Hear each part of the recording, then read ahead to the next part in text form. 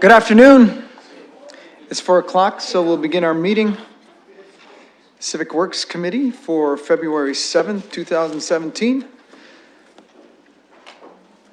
I'll call the meeting to order and ask if there are any disclosures of pecuniary interest. Seeing none, let's move to the consent items, and we have 9 items on the consent agenda, so I'll ask if any of my colleagues would like to pull some of the items. I see a request for item 6. Okay, and none others? That one item that they want to defer, wasn't it that one they want to defer? So we had to have that pulled. Jackie, which one is they want deferred, pulled? Number 6. It is number 6. Oh, no, wait, sorry. 5. No, 5. 5 needs to be pulled, sorry. Okay. 5's the one that we need to. All right, so thank you. So let's have a motion for 2, 3, 2 to 4, and 7 to 9.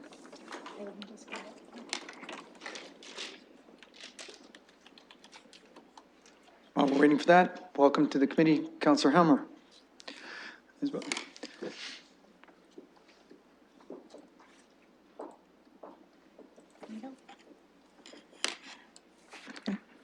And that motion is up. If I could have a mover and seconder.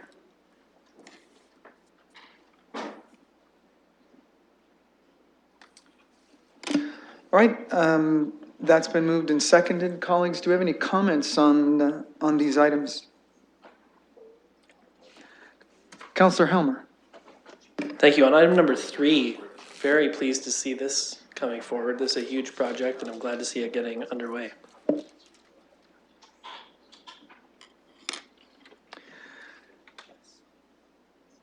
Councillor Armstrong, you'd like to make a comment on one of these items? No. I'm sorry then. All right, so let's call that vote then. Do we need someone to vote manually? Okay. Councillor Helmer would vote manually, yay. Councillor Armstrong, yeah. Councillor Armstrong, I'm sorry. That name was in the last default position in my head.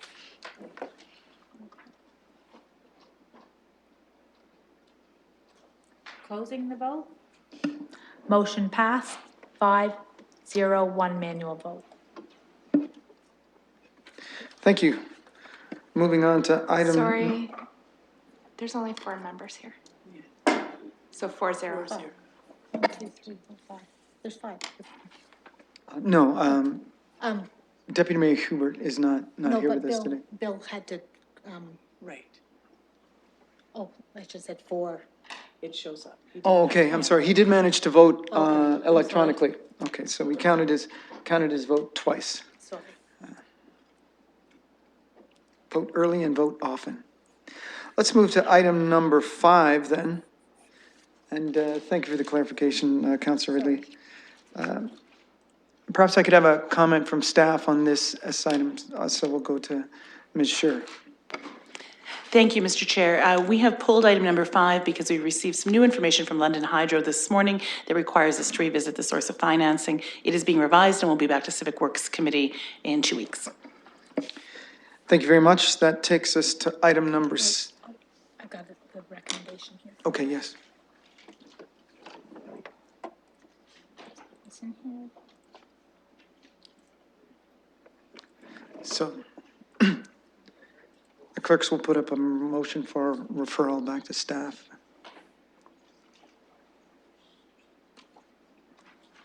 Be removed from the, sorry, that's not a referral, but that it be removed from the agenda. Opening. Okay, so any comments on that? No? It's been moved and seconded, so let's call the vote. Opening the vote. Closing the vote. Motion passed, 4-0. Thank you. Now we'll move on to item number 6. And I'll go to Councillor Squire. Thank you very much, through you, Mr. Chair. I reviewed the report and I note the policy, goods and services policy under which this was tendered, and I noticed that it it was granted to Dillon Consulting, and I see the price. I just want to know, was this on the basis of the lowest price, or is there, what were the criteria that you applied to do this? And I don't need the names of the other bidders, but were they in fact lower prices than Dillon Consulting?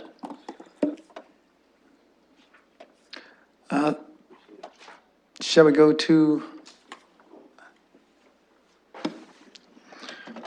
Through the chair, Dillon Consulting was originally identified for this project through a best value process that evaluates the submissions based on a combination of technical score and cost, and calculation of a technical points per dollar cost type of ratio. The procurement policy enables the extension of assignments to consultants when it's in the best financial interests of the city. And that is the justification for the current assignment. The in-depth knowledge that Dillon has on this project by going through the environmental assessments, undertaking all the detailed conversations with stakeholders, the public, makes it such that the introduction of a new consultant at this time would set the project back, both in terms of schedule and financial implications. That wasn't the question I asked. I asked a really clear question about which was, I understand a point system. I've done these before in a public service level, and there is a point system, but I also like to know what the cost is. What are the dollars? If Dillon was granted this for $1,369,500, I want to know whether the other bids were fine in terms of the actual cost, dollar cost, were lower, higher, the same, and I want to know those numbers. Mr. Soldo? Maybe if I could help clarify here, for the environmental assessment, which is the work that's previously been done and is completed, there was a competitive process. For this particular assignment, there was not a competitive process. It was following the procurement policy, giving them this assignment based on their past experience. So I can't answer your question because there was no competitive process for this particular assignment. With all due respect, and through the chair, it says 3 firms were shortlisted to submit detailed proposals following an open advertised request for qualification. So I just want to understand, and I don't want to test anybody's patience here, but I want to know if those other ones didn't submit any prices and it was just we went to Dillon because we felt, well, we want to carry on with the same person, then you can tell me that. But if the others submitted prices as part of their proposals, I would like to know that. So obviously, I'm sorry, I can't seem to clarify this. The first process, the environmental assessment, that's now done. That's what that is referring to. There was a competitive process. For this assignment that's before you, there was not a competitive process. It was assigned to them.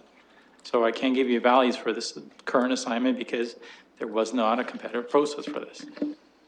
All right, one final question then through you, Mr. Chair, before I comment. It says in the report that Dillon Consulting Limited will be considered for the future construction administration phase if project performance continues to be positive. Am I to take it that that means that the next contract for the entire project may also go to Dillon without a competitive tendering project if they do a good job?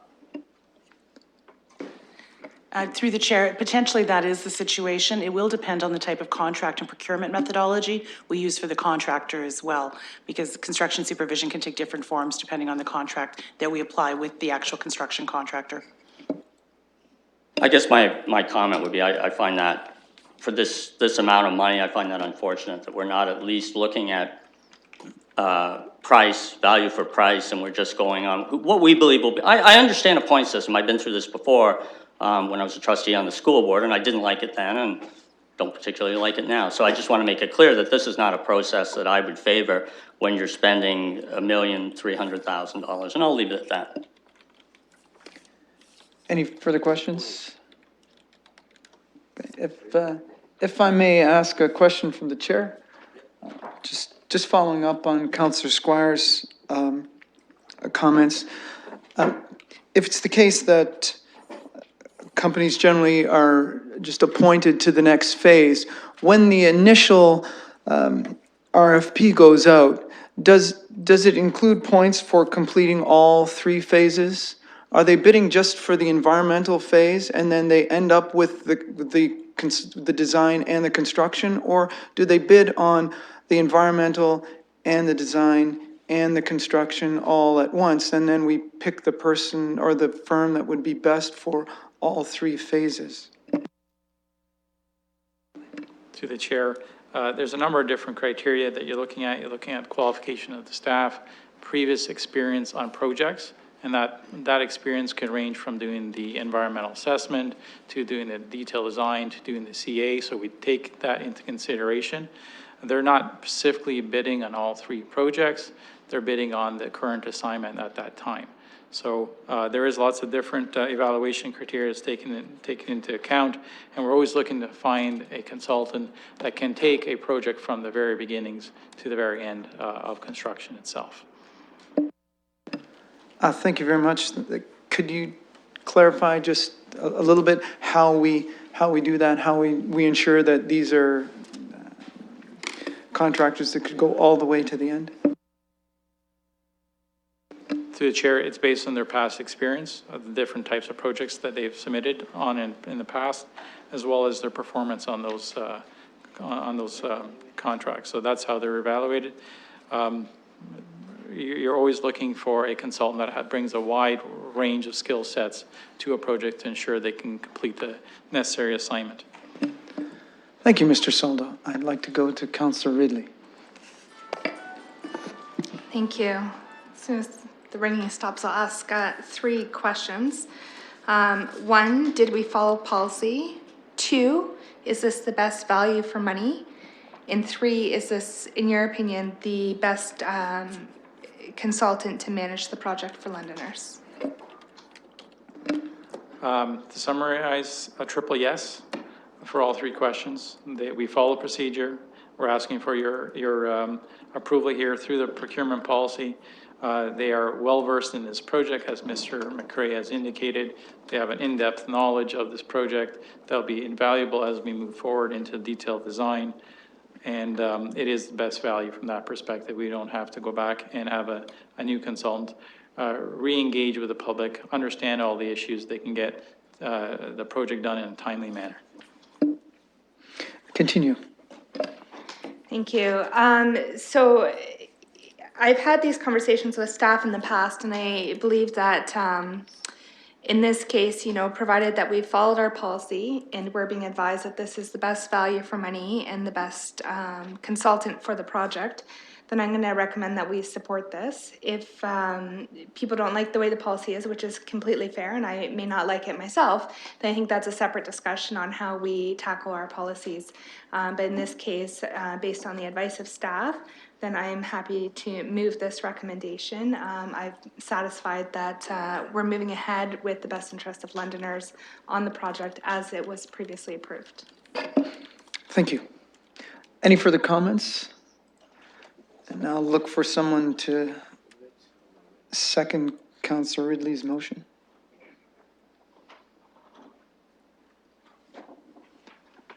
Right, it's been moved in second. I'll ask again if we have any further debate. No? Then let's call the question. Opening the vote.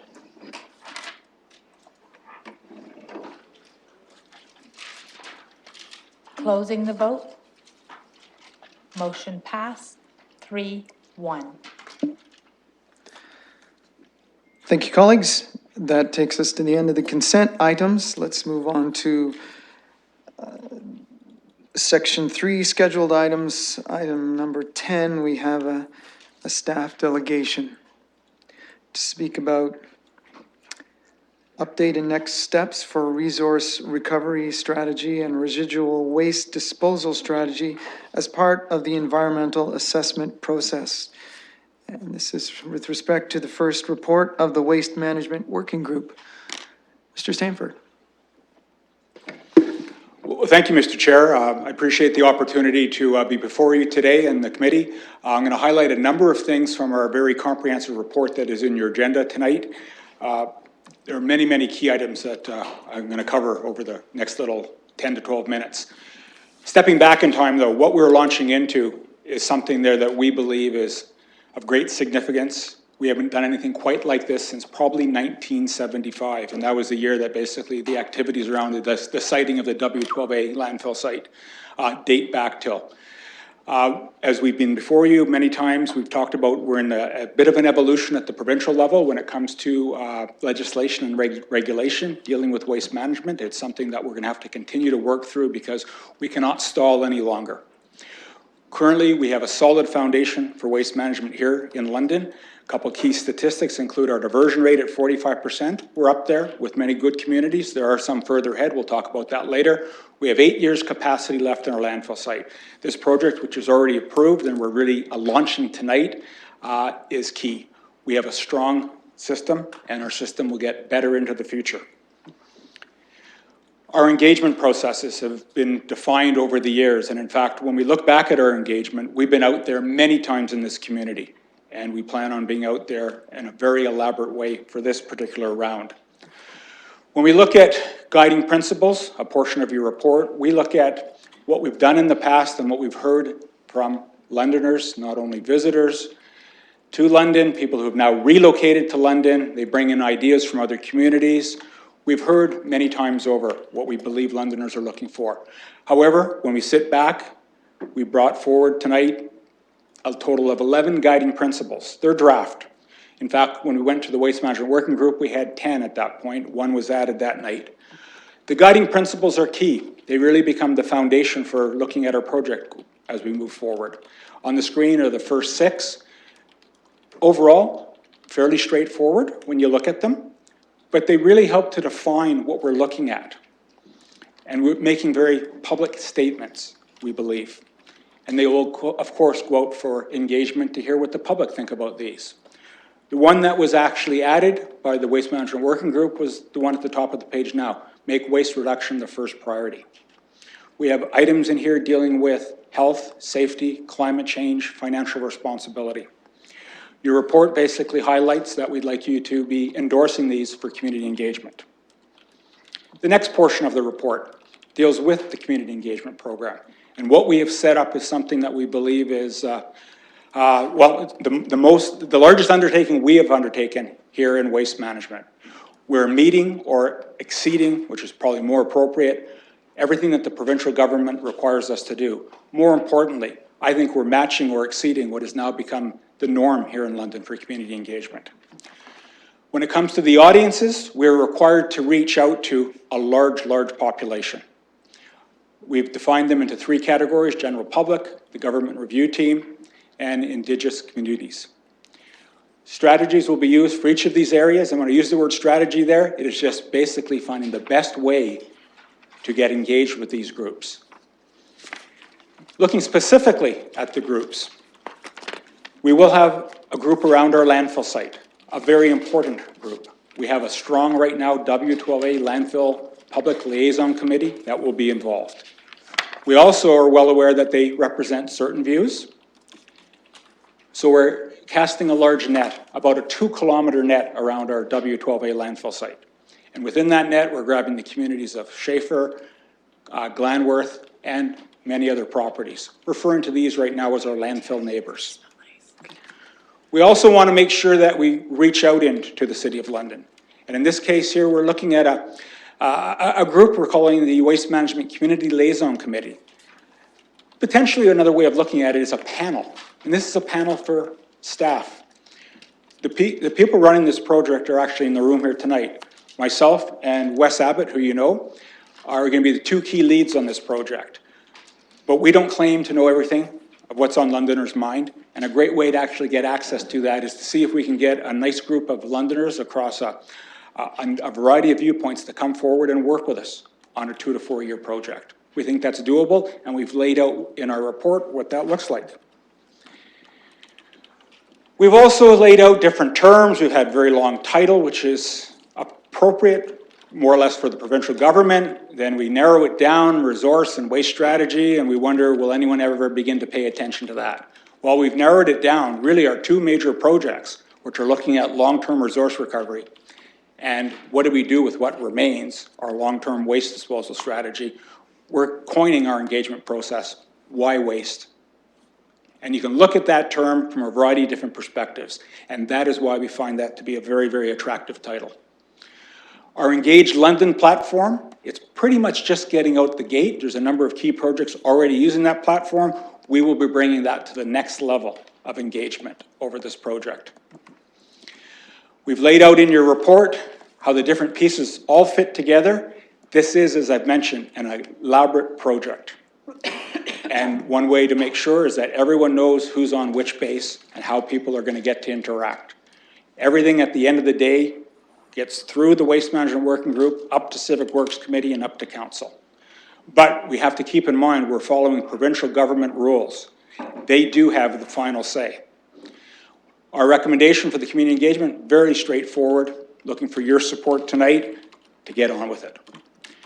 Into the heart and soul of our report, we're really looking at the beginning of our development of the terms of reference. The individual environmental assessment process requires that you spend a long time on the terms of reference development. In fact, it takes over a year to do so. Once that document is completed and approved by council, it is still proposed. It then goes to the Minister of the Environment for his or her final approval. Then we have a project to follow. It's actually a good roadmap because a lot of the hard work and heavy lifting is done up front, and that will take over the next year to year and a half. Key items tonight that we're looking for from you to carry forward for our community engagement. First and foremost, just to make sure we all know what we're talking about, W12A is the focus of the residual disposal study. You see the landfill on the top end of the slide. That is the approved area right now. What you see in the reddish area is the larger, what we call the waste management resource recovery area that is in our official plan. That represents areas where we can bring in resource recovery facilities. On the left-hand side of your slide, you see our material recovery facility as one of the first facilities of its kind to be in that particular area. So we have a lot of land to work with. The approved disposal area, just to repeat, is at the top end there. That is the current footprint. We do have the ability to go up and out, and that has all been part of previous discussions and a lot of our reports in the past. As we look at the key parameters to develop the terms of reference, to bring out for community engagement, we take a page from what others have done recently, and also conversations with the Ministry of the Environment. We've looked at how long a planning period is appropriate. It appears that the most recent studies have been between 22 and 30 years when they look at how much additional capacity should be sought. We looked at a number of indicators, had a good discussion with the Ministry of the Environment, and also looked at the new document called Waste-Free Strategy for Ontario, looking at the circular economy. And what we've narrowed down and bring before you tonight is that we think the right planning period would be 25 additional years beyond the 8 that we have. And you see on the screen the range between 20 and 35. We are suggesting 25. Ministry has concurred. They're open to other suggestions, but we're listening clearly to their desires. The length of time, as I mentioned, one of your key recommendations for tonight. Moving into the annual tonnage, just to bring everyone up to speed, we have been running this landfill site since about 1977. It is a large site. We have managed different levels of tons over the years. Our highest year was 310,000 tons of garbage, and in fact, we have actually brought into the site 380,000 tons. Currently, it's in around 260,000. When we look at what could our site handle over the next planning period, knowing that we have an approved rate right now of 650,000 tons, what we are saying that under different scenarios is that at this point, we don't see any need to expand or increase that number that is approved. If anything, we think that over a period of time, that number might actually be reduced, and that'll be part of the consultation process. So that is one of your recommendations tonight. The service area, to get a handle of what we're doing right now, London, of course, can bring their garbage to the landfill site. So can our community just over to the east, Thames Centre. When you look at the broader area, we're also bringing in household special waste from the residents of the County of Middlesex, as well as the County of Elgin. We also bring in residual materials from our 2 water plants, and one construction and demolition site just outside of the boundaries of London. So that is our current service area. On the recycling side, the material recovery facility could take in recyclables under council approval from anywhere in Ontario. When we looked at what can we do to go forward, of course there is the status quo, no change. You then look at a larger regional area, and then on the top end, you could actually look at a provincial approval. In our report, we highlight about 10 different considerations. And what we're bringing forward in our report right now, that we believe that the regional area, that is, I'll highlight the community names in a minute, represents the right regional area, in our opinion, to bring forward for community consultation. And this includes the communities that really, the counties that really cluster all around London. Elgin, Middlesex, Huron, Lambton, Oxford, Perth, and our local First Nation communities. We also have in our staff recommendation that, to make sure it's very clear, a service area is something that then is approved by the Minister of Environment. How it is actually used is always within council's control.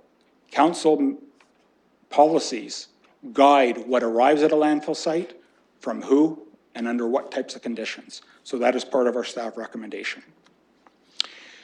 When we get into the next section, determining, well, how much waste are we looking at? We're now really crossing into our resource recovery strategy and trying to narrow down what does that future look like. We already have direction from council to look at resource recovery with a highlight on what do we do with organics.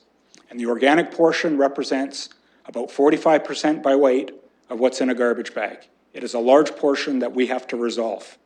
When you look at what's being missed from recycling and other recyclables in the garbage, yes, there are opportunities there. If you really look and narrow down what is true garbage today, about 30% by weight. We now have to bring in what is just about an approved document, is the policies on where the province are going. They have set some very aggressive targets to move us forward. They have set interim diversion goals where they're combining not only what we do from a residential perspective, they have also brought in a heavy emphasis on moving the commercial, industrial, and business sectors into higher levels of diversion as well. And they've set some visionary goals. And they start with terms zero waste and that for the future. These things all have to be addressed in our resource recovery and an environmental assessment. It is actually good that we have this information now than partway through our study. But we look at this and we see how the pieces do begin to fit because we've been at this for a while. We're at 45% diversion, and we see some management program for organics will move us pretty close to a 60% diversion, which has really become now the unofficial target for municipalities in Ontario based on the dialogue that's occurring and the statements being made by the province. Other programs will be required to get us up into that amount. However, as we begin to and continue to look at these new emerging and next generation technologies, some of them are right here in Ontario, some in other parts of Canada and North America, we also see other possibilities. And those other possibilities are a question mark right now, and we'll have more information on this. But when you begin to look at what they may be able to do to divert materials from the landfill site, the possibilities are there. It is just the high costs that we have to work through and wonder, will those costs come down as things become more common, reach commercialization, all part of how we approach our resource recovery strategy, all part of how we look at a transitional approach to move from one technology to another as part of wise waste management planning. Just a couple more slides, Mr. Chair, to wrap up. So our recommendation, basically, at a minimum, we start with an understanding that by 2022, we will be at that 60% diversion. Very few communities are. Communities of our size are in and around the range of 52, 53, upwards of 56, 57%. They have to work hard to get to 60 as well. We will have to have a new system in place or a new component in place. And these are items and discussions that we've had already with committee and council and will be a key part of bringing forward for our engagement, as well as finally a resource recovery strategy for the future.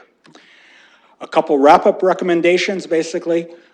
We are looking for support and then final approval to go out and approach these communities about their long-term resource recovery requirements and waste disposal needs. And finally, just to let you know a little bit about how we'll report back to Civic Works, we've penciled in sort of 2 key activities where we'll come back. If requested to come back more, we shall, but just to keep in mind, we do have that Waste Management Working Group, and we've had 1 very beneficial meeting so far. The timing of all this work, a huge undertaking, is in your report, but it's really in a couple chunks. The terms of reference process, this is the waste disposal component.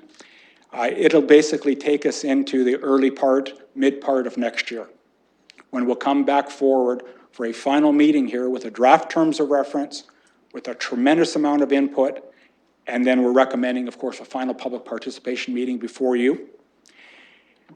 Tied into that, of course, is the whole resource recovery. That's why these projects have to run parallel. They are so interconnected. It is great because we know that Londoners like to talk about all these aspects, therefore we're going to make sure that platform exists.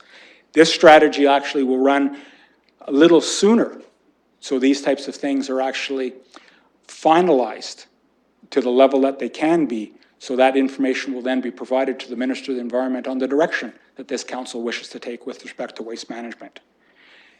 Keep in mind though, if I may, the last slide, Mr. Chair, the environmental assessment process is 2 steps. The terms of reference, and then the minister has about 3 months to approve that. That then leads to the undertaking itself, the environmental assessment activities. That would take about another 2 years.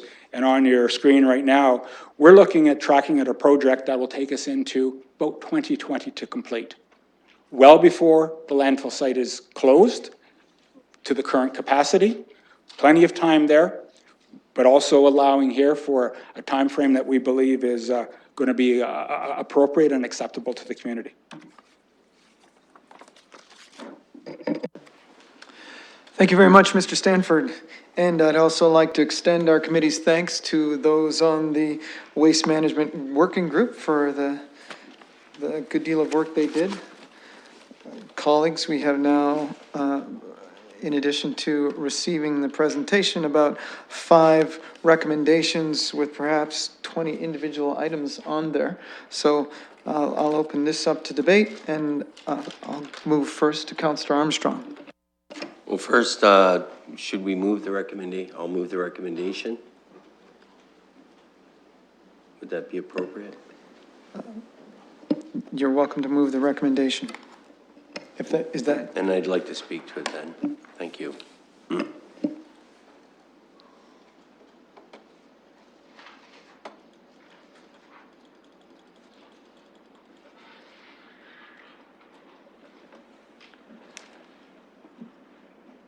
All right, well, thank you. That I see that you moved that, and there is a Thank you. seconder, so. Yep, thank you very much, Mr. Chair, and through you to Mr. Stanford. I had a couple quick questions. Just if he could just give us an update on, we recently made a significant change in how we handle waste. We went from 4, I like to say bags, to 3, but some people like to say containers, whatever you put out.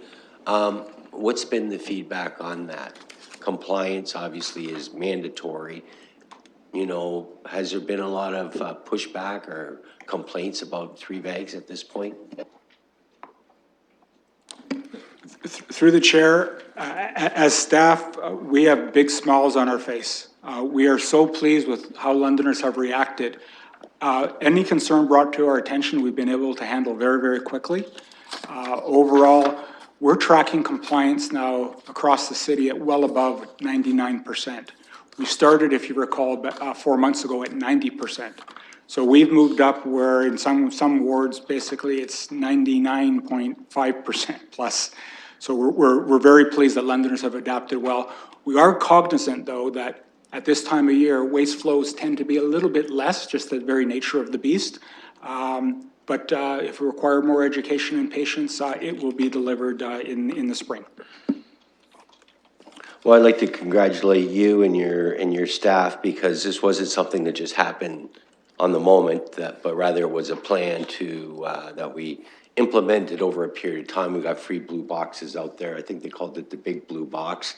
And then, of course, there was a bit of a lag time, longer than I would have liked, but then we implemented the 3-bag limit. So it was good that we made that decision back then, and then we followed through on it. So good for the staff on that one. I guess the other thing I wanted to ask, you know, we're talking here about conversion and everything. Do you think that at some point in the near future that London would be prepared to look to implement a plan where we even reduced more as far as bags allowed down to perhaps 2? Is that something that we should sort of be looking at now? How do we get there as a form of conversion? Through the chair, that would be one of many items that we'll be introducing as part of the community engagement program. We're really calling it along the idea of ideas, solutions, how do we transition? And so we'll be presenting some of those ideas, and we've already heard from some in the community that they can get down to that number. But in some cases, they're saying, what do I do with my organics? So that'll be a great part of the dialogue. Okay, and the other thing, and I had hoped that that would be part of the dialogue, because, you know, that's the way to reduce. What about, is there any communities out there that have gone to systems where you pay by weight? Are you aware of any out there? And is that something that you might look at as well? Through the chair, that has become a system that has been very difficult to implement, in part due to the Weights and Measures Act, that at this point in time, we're not aware of a reliable system that will meet the federal government's requirements where you can actually weigh at the particular stop and be able to charge them per weight. We are aware that people do that just from a tracking perspective. It's referred to as basically a tag that goes on a container just to keep track of what is going on in the system. But as far as the actual weight and being able to charge per weight, there aren't any systems in the residential sector that I'm aware of at this time. Thank you. Councillor Ridley. Thank you. So I took a second to second this motion because I have concerns around one area, and it's that regional catchment. And what I heard you say was municipal council would decide, so we apply for the regional catchment for the waste, but we would decide who and in what circumstances different municipalities or areas would have access to that. And I seem to recall from my first term on Civic Works that we had that discussion in regards to, I believe, our neighbors in Thames Center. So can you remind me, how often would council revisit that? Would we do it one time for the duration or the lifespan of the waste facility, or would that be an ongoing something that we would assess based on our current needs and capacity? That would be entirely up to council. A decision like that could, or decisions could occur as the opportunities come forward, or as any type of management report comes back that suggests a certain direction might be better. It'll be 100% within council's control. May I follow up? And that was my assumption, and I just needed clarification on that to help my easing of that, because I know one thing I hear and I've heard since the weekend, since there was some press on this, was that Londoners struggle with accepting waste from other areas and say, you know, if we only have a few years left, why are we accepting waste? Do you have a short answer for that that I can put back to my constituents? And I know we discussed it 2 years ago, so I'm sure you're prepared for this one. Through the chair, the 8 years that we have right now, we consider that probably the minimum. So Londoners right now have access to excellent capacity. A portion of that capacity right now, though, is being used by the commercial sector.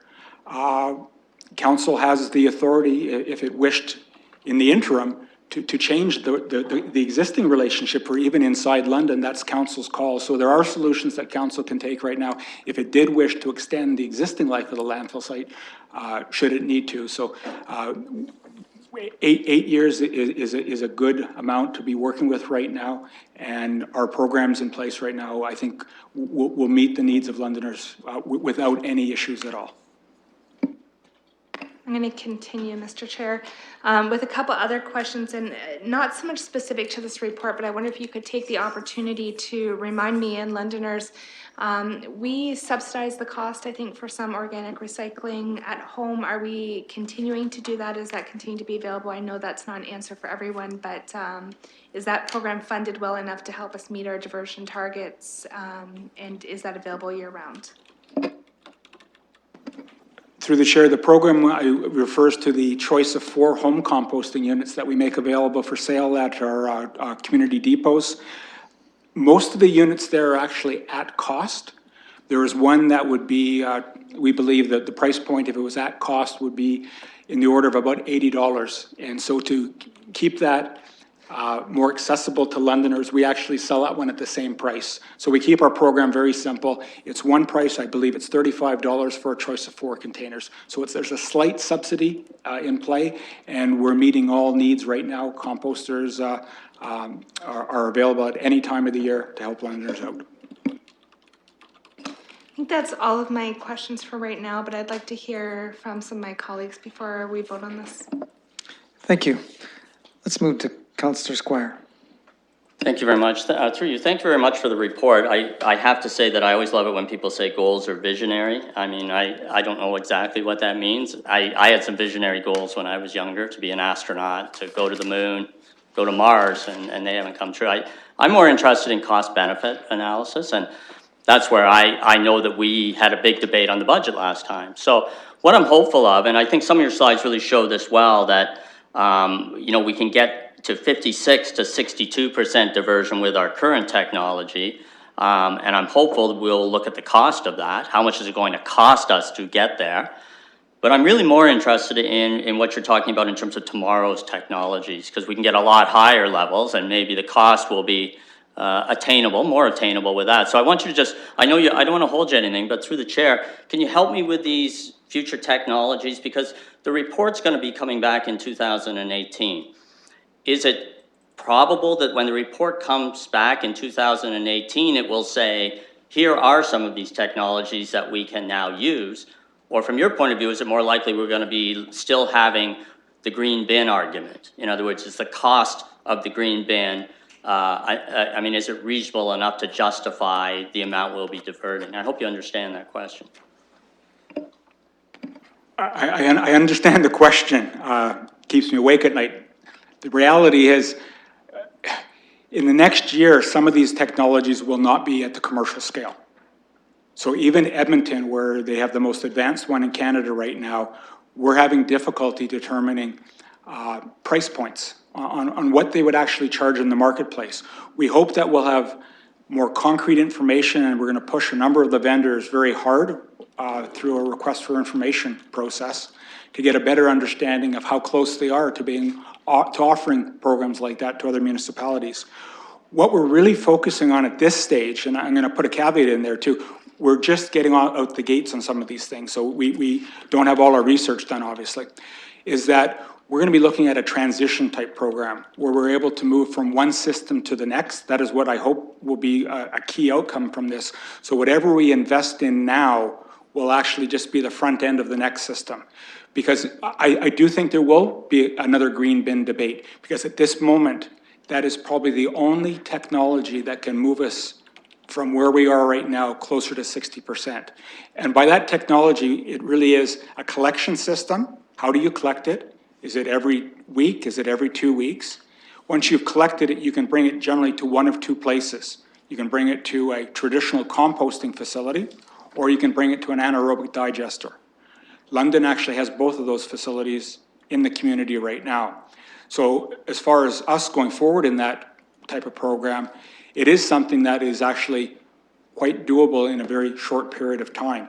However, it does come with a price point. Part of our discussion will include how do we lower that price point and what type of other additional revenues can be brought into the system that do not increase cost to the taxpayers, but can be used to offset all or at least a part of any type of immediate organic program. So Councillor, if I may, that will be a good part of the discussion, but it is something that we know is key to this community, because we've heard it time and time again. We have a low-cost waste management system now, so anything we do will likely add a cost and we keep hearing to keep that amount low. Just from my point of view, I don't mind spending more money if it's an efficient system, if it's going to give us bang for the buck. But my concern right now is that if we come back and just say, let's just revisit the green bin program that was proposed before that council didn't approve, we're going to be looking at not a large amount of diversion at a very high cost. And for me, that's not something that I'm interested in. I'm more interested in getting a higher rate of diversion that's going to put us up to these visionary numbers, so to speak, at what is a cost that Londoners can manage. And I'm hopeful that that will be part of the discussion, because I'll be disappointed if it comes back and we're having the same, sort of the identical discussion that we had during our last budget session, and that's all. I don't know if you want to comment on what I just said, or... Mr. Chair, that promise I can keep.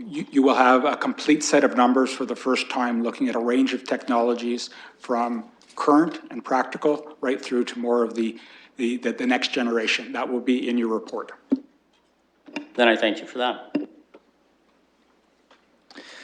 Thank you very much. And for those at home that might be wondering about future technologies, an example is one where it collects everything all at once in the same bag, recycling green and waste, grinds it up, squeezes out the juice and ferments that into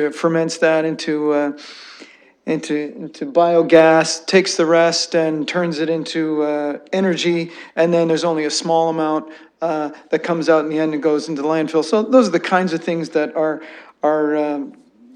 envisioned in the future. I have a question, if the committee may indulge me, just to staff. It's exciting how much land we have for the purposes of waste diversion technologies. There's a big chunk of land there. And we also have the opportunity to partner with different groups to pilot those on that land, pilot different technologies. Would you care to speak to that briefly? Thank you, Mr. Chair. As you know, Council basically has endorsed the concept of the London Waste to Resources Innovation Centre. And through that process, we have two memorandums of understanding signed up, one with the university and one with a company, on looking at those very types of technologies that require the opportunity to be explored further and potentially move into a pilot project basis. We'll be bringing back more information on that this year on a couple of those technologies. The one is the Green Shields project, and the other one is a pyrolysis group that has approached the City of London. Both of those would be in the category of new and emerging technologies. And what better opportunity than putting in some of that investment right here in London alongside the University of Western Ontario, colleagues here at the City of London, and potentially other businesses, because we're actually then creating some business opportunities locally. So we look forward to continuing that project. It fits in perfectly with what we're doing here on both of these projects. Nothing better than a perfect fit. Is there any more comment on the items before us? Councillor Armstrong. One thing that comes to mind, we're working at things at our end. Jay, do you have any through the chair, do you have any update on provincial or more importantly, federal initiatives to reduce packaging? Because that has a lot to do with why we have as much waste. So we can do what we can do at our end, but it's the other end that's really important too. So do you have any updated information right now? Through the chair, right now the provinces of British Columbia, Ontario, and Quebec are pushing very hard on extended producer responsibility. In fact, BC and Quebec are in a leadership role there. They're actually further ahead than the federal government is at this stage. We've seen movement recently where packaging companies are trying to become national because they would rather be dealing with one rule or regulation that basically goes from province to province, so they don't have to have 10 different systems in place. So we've seen a lot of very positive movement that's occurring. Some of it, we're playing catch up here in Ontario, but the new legislation that was just approved is going to put us into the same category as BC and Quebec. So there's a lot of good movement on that front. Packaging, as much as it's an irritant, a lot of it's recycled. Some shouldn't be there, but some is there for a very, very good reason. It is there to protect the real product within. So there's a variety of things that have to be considered, but anytime we can reduce what we're managing, basically, is a cost that no longer is passed on to us and then to others to pick up the tab of managing. Thank you. Okay, I'd like to go to Councillor Usher and first perhaps apologize for not seeing you over there. Perhaps I need a technology that's like a reverse blinder so I can see out into the wings there. Welcome to our Civic Works Committee. Welcome home. I love it. Welcome home. Thank you very much, Mr. Chair, and thanks for allowing me to speak. This is a subject that I've always taken a lot of interest in, and I've been following this for years, and it always seemed to me like a miracle that happens down at the W12 site, because I think when I first joined council a number of years ago, I had a 14 or 15 years left on the landfill site. In those decade and a half, we've only used up 5 years, so we still have 8 or 9, and I suspect that 10 years from now, I'll be hearing that we still have 5 or 6 if we continue this way. So to me, that's a good news story. That just means that we're doing the right thing. And I really want to thank staff for the presentation, and I particularly want to thank Mr. Stanford for his dedication, he and his staff, for the dedication that they put towards this subject. Because, Mr. I have to tell you that before you came here, it was a focus, and I know that it will continue to be a focus. It has to be a focus for London and for the rest of the province. Mr. Stanford, through you, Mr. Chair, I just have a quick question, two quick questions for you. And it's to do with the percentage that we are achieving. You talk about the residual waste. The total is to get to 56 and 62%. But I don't quite understand if you have a time frame for that and all the methodologies. Does that mean that we are going to have to either utilize the green bin or a substitute for that to get there? Through the chair, that is correct. What we're suggesting tonight, that by 2020, we have to have a system or systems in place in addition to what we have right now that will help us divert 15% by weight, more materials, more composting, more recycling. Green bin will be one of the key systems to be examining, because we know that it contains a large bang for the buck when it comes to the organics. But there are potentially other systems, and those will be looked at and examined to find out whether they are other potential solutions to help us reach that initial target of 60%. Thank you. And Mr. Chair, through you, so further to that, to get to the residual waste of, to get to achievement for tomorrow technologies, 60 to 90%, that's getting to almost zero. And that's a whole new technology, or will it just be, is it a whole new technology that is being worked on parallel to everything else at the moment? Or is that just an advanced technology from where we are at today? Not we, but the clouds are today. Through the chair, it's a combination. As the chair of the committee tonight referred to, a system that does actually begin to further dissect the elements of garbage to create a fuel product, to create a product that can be placed into an anaerobic digester. Those technologies already exist right now in Europe. There are rules and policies that they have to follow over there. Those are items to examine. Sometimes the lack of clarity of the information that comes in from systems that are operating over in Europe doesn't make it difficult to determine their applicability in Ontario, but that's something we're going to have to sort through. Then there is the suite of technologies under the banner called waste conversion technologies. That is where you have your family of technologies such as gasification, such as pyrolysis, such as gas phase reduction. Those are the technologies that really have not been proven on a regular basis, operating on a matrix of solid waste items. So that'll be part and very carefully categorized of what is currently practical, proven, versus what is in that next generation category. Those will be key elements of our study. Mr. Chair, I don't know if Mr. Stanford is prepared to answer this question, but it's on this subject with a little diversion, and it's to do with the odor from the W12 site. Over the years, many years ago, we used to get a lot of complaints. I don't hear much complaints about the odor from W12 site anymore. It seems to me that we're doing a relatively good job. A lot of this is people in my ward who live nearby, but do you see us getting back or getting better and better with respect to eliminating odor in that site? Mr. Chair, our philosophy is continuous improvement on that. And with investment from council, we have put in place more wells and a stronger gas collection system to make sure that we're pulling as much of the odorous gases from the landfill site through that system. We have moved all our leachate collection system underground. All these items that council has invested in basically has allowed us to reduce odors. We look at our management practices, the materials that arrive, how different items are handled. So we're continually looking at those opportunities. And as part of our process here, part of even a more modern landfill site, odor will probably be in the top 3 categories of concerns from the community that we must address with the best proven technology available that is practical to put in place.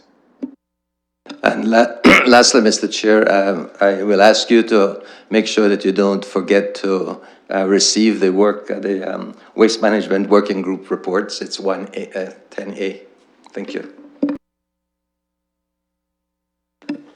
Thank you very much. Are there any other comments? All right, and I'll ask the clerks, are we indeed going to receive the reports and the work that's been done? We'll have to receive this separately, but we'll Okay. receive the delegation. Thank you. We'll receive that separately. Opening the vote.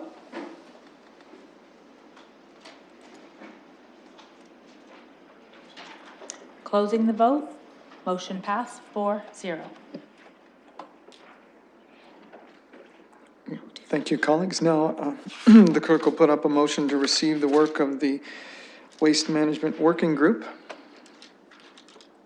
So I'll look for a mover and a seconder there.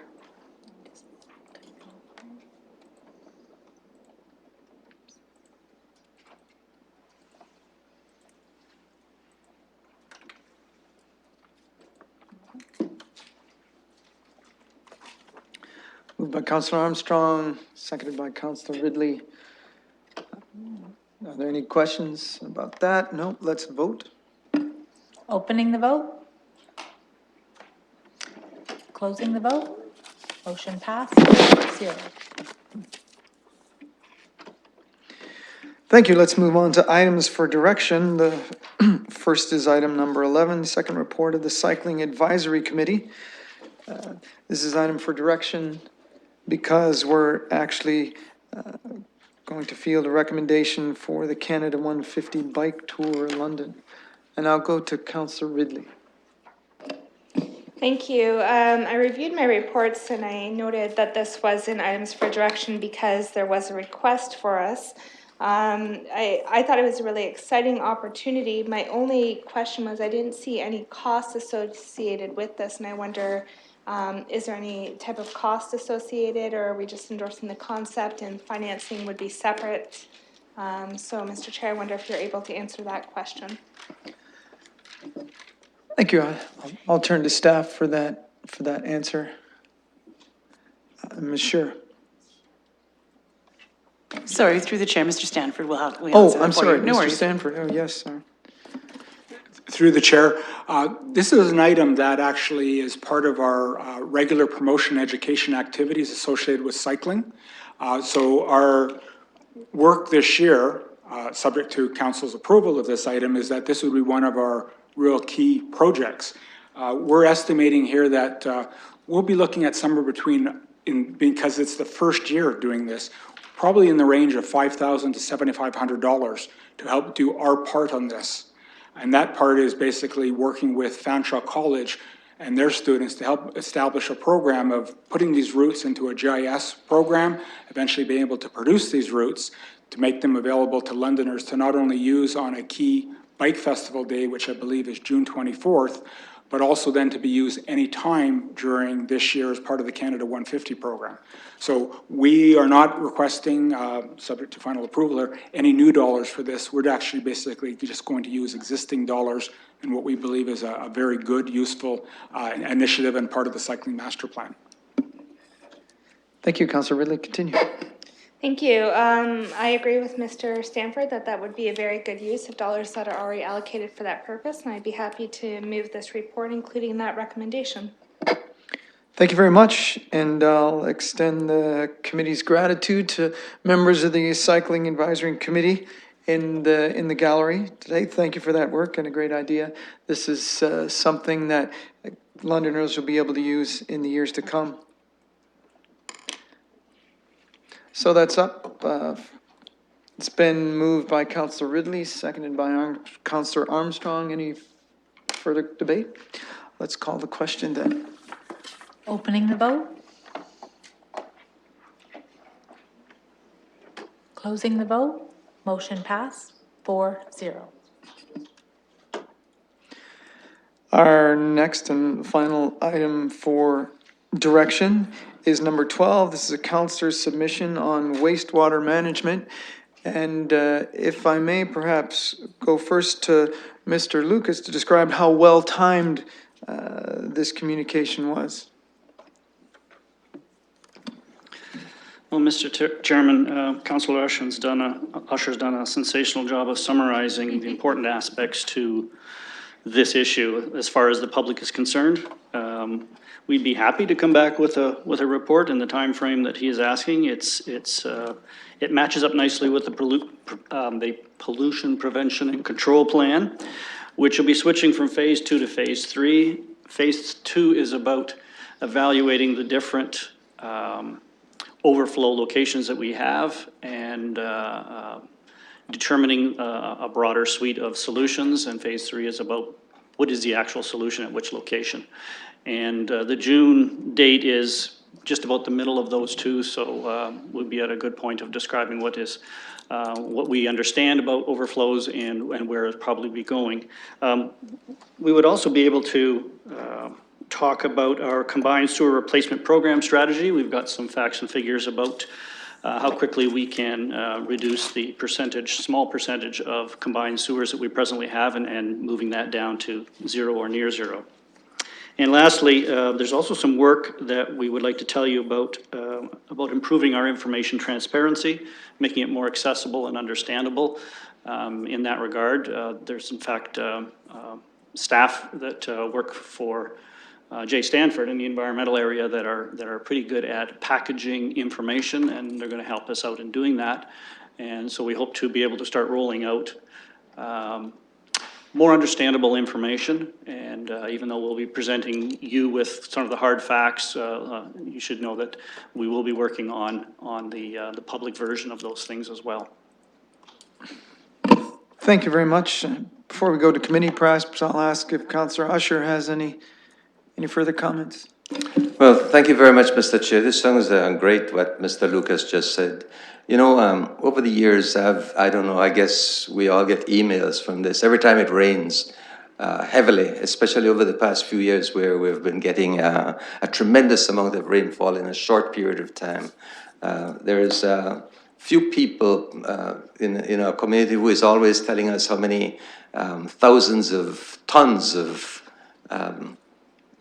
raw sewage that was dumped into the river. And I always wonder about this, you know, it seems so tremendous amount that I can't even stomach to think about that happening. But then I did some investigation from yourself and other members of the staff, and I found out that a lot of sewage raw sewage also comes into the river long before it arrives into London.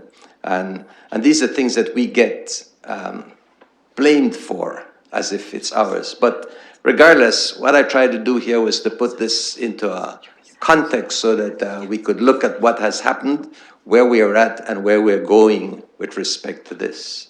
And so I'm not going to elaborate anymore on this because I think that what Mr. Lucas is going to offer us over the next 6 to 12 months will be something that we could use to explain to people when they ask these questions, or even to satisfy ourselves. And I think that that's the key of all this. We need to be able to appreciate it and understand it.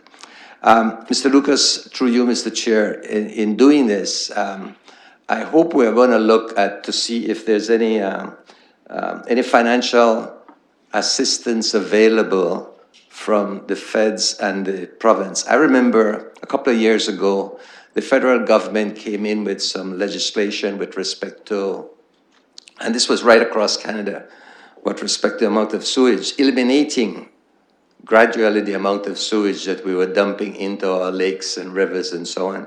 And it was something, I believe it was a 20-year plan, but somewhere in the back of my mind, $20 billion seemed to reoccur in my mind. And I don't know if it's over the next 10 years or what. They will probably mention something about it in the budget in March, because this is just over the past 2 years and they were just introductions. So I just ask you to open your ears and eyes for that, as I will do, in the event that there is something there that we could get some financial assistance from. So thank you very much, Mr. Chair, for bringing this, allowing me to bring this forward, and thanks to staff for the response. Thank you. Mr. Lucas, do you want to respond to that last question? Yes, through the chair, council approved a number of projects to apply for under the Clean Water and Wastewater Fund, and we're still waiting approval of those, but a number of those projects do involve reductions to combined sewer overflows.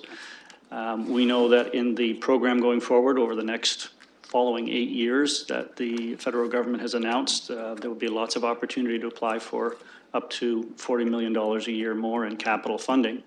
And a lot of that would be focused on the Thames River. Our drinking water system's pretty healthy, the bigger investments and the focus of the federal government on phosphorus reduction in Thames River would suggest that we'll be spending more money on surface water implications.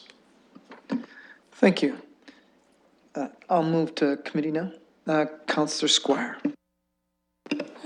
Thank you. I want to, through you, thank Councillor Usher very much. I think this is, as soon as I saw this and read, as I realized this was very useful information. It's information the committee should get, and it's certainly information the public should get. It's one of those things that a councillor does, I have to say, that isn't meant to grab headlines. It's not out of our jurisdiction, but it's the kind of work that I think is really important, and I want to thank Councillor Usher for that. Because I think this is something that we should be looking at, and we should be able to, as councillors, have this information so we can speak to the public on an informed basis. So thank you very much. Thank you, Mr. Squire. And Councillor Armstrong.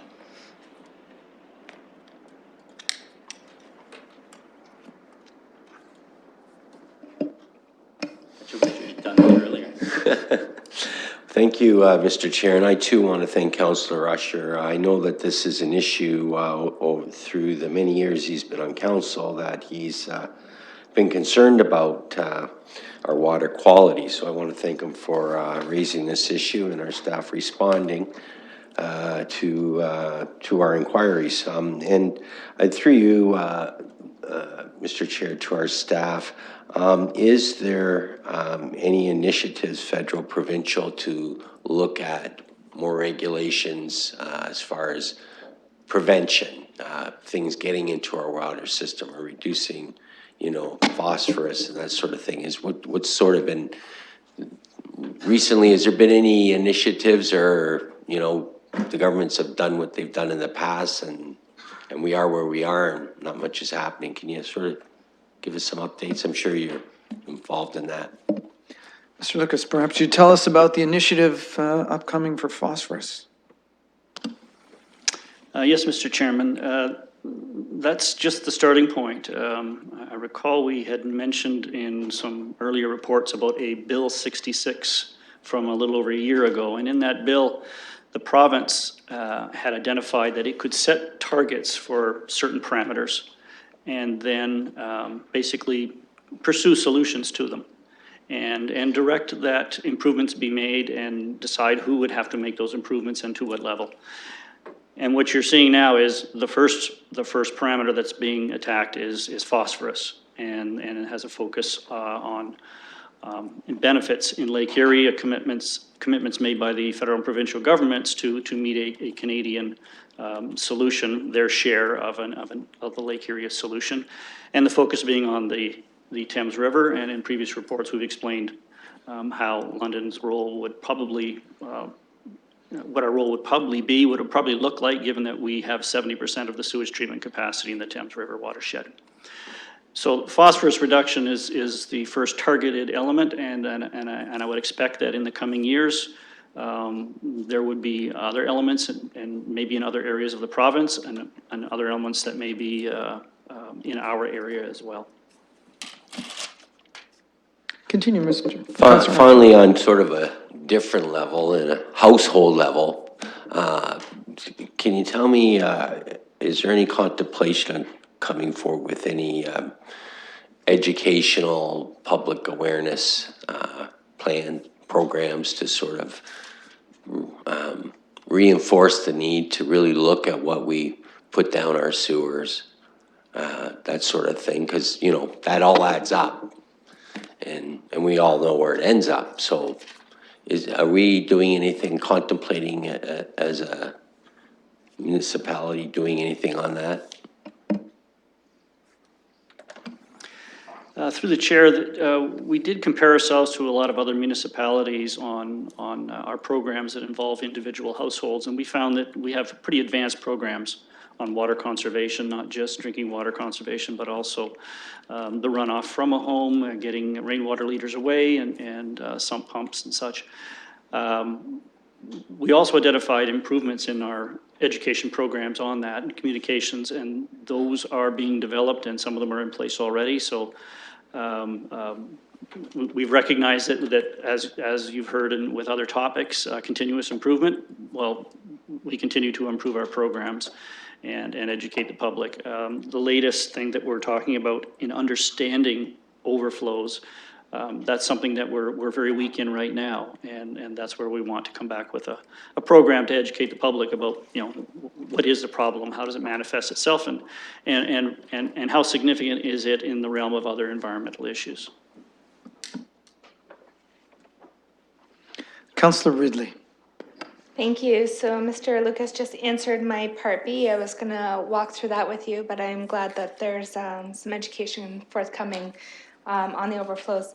On Councillor Usher's letter, I want to thank the councillor for bringing it forward, but I did want to speak to Part B because I seem to recall, and I'm looking for clarification here, when there is an overflow or when raw sewage goes into the Thames River, what happens as far as reporting? Is this already publicly reported, and if so, how? Through the chair, we report it to the Ministry of Environment. All of our records go to them. And we also put the raw information, it's accessible on the internet, on our website. But that's the part that we find is weak, that it is not descriptive, it doesn't describe what it means or what the kind of impacts would be. It's just a spreadsheet of numbers. And so that's the part that we really want to expand upon and start to get into some qualitative kind of discussion and analysis so that there's a better understanding. Thank you. I'm going to take leave to just continue, if that's okay, Mr. Chair. And I just want to go back to the Part B. I think that what the councillor's asking for, that kind of long time period of numbers, I think is going to be very, very helpful. But I didn't want anyone left with the impression that we do this and we don't report it and it's kept secret or anything like that. So I did feel the need to draw attention to that. And I just want to check, Mr. Lucas, because you and I have worked together quite a lot in regards to sanitary flooding issues in the community. So when we have a significant rainfall to the point that our sanitary plant is being overloaded, do we have the option to not release any of that into the Thames River? And if so, what would happen in that instance? Or do we not have an option at all? Could you, and I know you want to get into that for an education campaign, but if you could get high level on that, that would be helpful. Through the chair, the plant can be backed up if it's just too much flow trying to come into it, and you just can't get it in and through the plant for processing. In that case, it's a complete bypass of the plant. It's called the primary bypass, it receives nothing. Mind you, it is very, very, very diluted. Then there's the flows that are inside the plant that can, there's greater capacity at the front end of the plant, and we can't get it through the final treatment process. It takes too long. And then it receives some level of treatment, primary treatment, screening, and some settling of solids and before it gets bypassed into the river. We monitor and measure both of those because they are different. They have a different impact on the environment. Having said that, Greenway, our biggest plant, is being upgraded right now, and it's going to have a technology where we turn the whole plant into a big primary treatment plant and actually have enhanced primary treatment. So the actual treatment level for a higher volumes would be sort of halfway between full treatment that we'd normally have and primary treatment. So it's enhanced treatment, but for the higher volumes. We are also able to use some existing tanks that will no longer be used, but they'll be used to just take the sewage that we can't get into the plant, store it, and then we can route it through later. So there's great opportunities in the project that is underway right now to reduce the overflows, and when there is an overflow, that there's an enhanced level of treatment. Okay, so my understanding, kind of in layman's terms, is we have the pipe going into the plant. When there's too much fluid in that pipe and it can't go through the regular treatment, it will sometimes go straight to the river. Sometimes we'll put the stuff that's partly treated into the river to make the capacity. If we stopped anything from coming in the plant, what happens upstream of the pipe?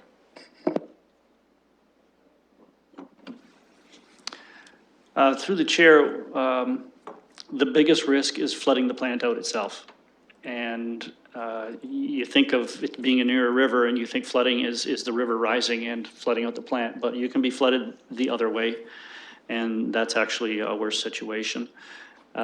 Typically, the plants are at fairly low elevation, so even if the pipes that are bringing the sewage into the plant are running full or surcharged, the plants are so low, the basement elevations of the nearest homes are usually quite high, and so the basement flooding risk is not as important, but it is still, the potential is there. When there's basements flooded, it's because the pipes even further upstream can't handle the flows that are in them, and they're holding back flows and surcharging as well. So I think we're continuing to move in the right direction, and what I heard there is you can kind of get flooding from either side of the pipes going in or out of the plant based on kind of water and flow. But we're moving in the right direction, and I'm thankful to the councillor for bringing this forward. I think more education and bringing those numbers to the public, I think, is going to be helpful in understanding what we're doing, how we're improving. So thank you to the councillor and to staff for committing to work on this over the next few months. Thank you. I have one maybe question of clarification through the chair, if I may. If 100 tons of stormwater were to be mixed with 1 ton of wastewater and that was released into the river, we would report that as 101 tons of raw sewage. Is that correct? Through the chair, the gross volume is whatever our meters measured as bypassing. The fact that it is diluted doesn't matter. The reporting is on the volume. Okay. So maybe that those numbers are large, but they may not be as alarming as they seem. I'll go to Councillor Helmer. Thanks very much, and it's bringing me back, Councillor Usher, to my first year on this committee when you were the chair. We were talking about the modeling assignments for the pollution prevention control plan. I'm glad to see this motion coming forward. I wonder, it's very specific to the discharges from the pollution control plants, and as we know from dealing with this issue for a couple of years, there's other ways that the sewage can get into the river.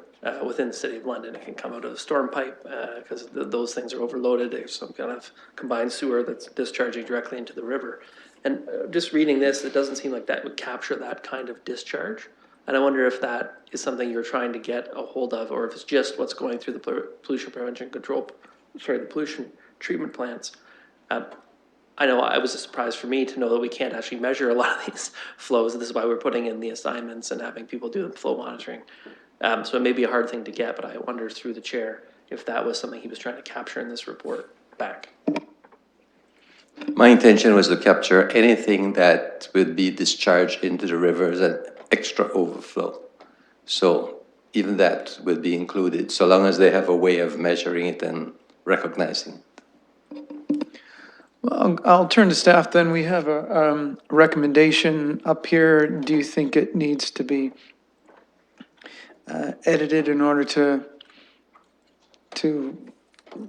articulate the concern that Councillor Helmer raised?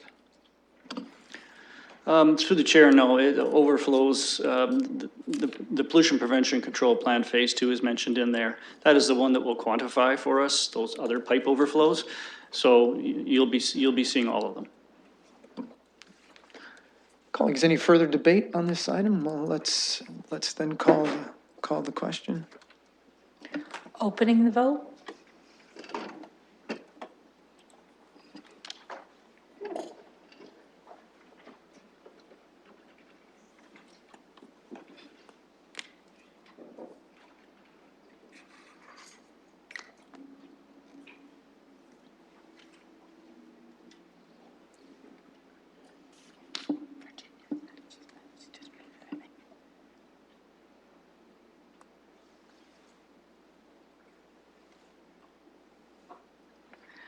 Closing the vote.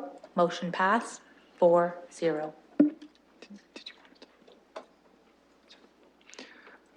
right, that's our final item for direction. Moving on to section 5, deferred matters and additional business. We have one deferred matter. It's our deferred matters list. Does anyone want to speak to an item on the deferred matters list? Okay, thank you. Then I'll accept a motion to receive that.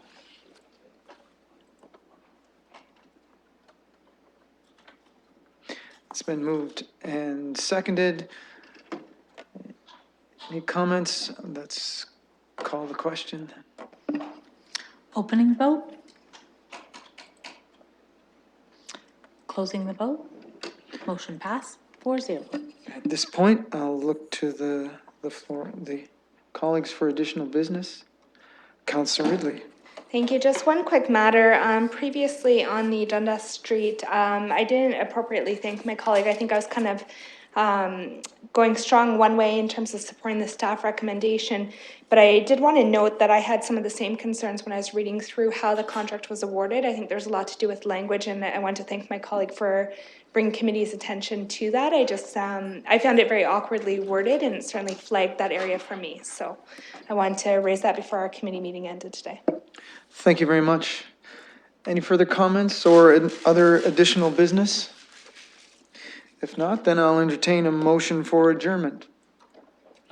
Moved by Councillor Squire, seconded by Councillor Armstrong. All in favor?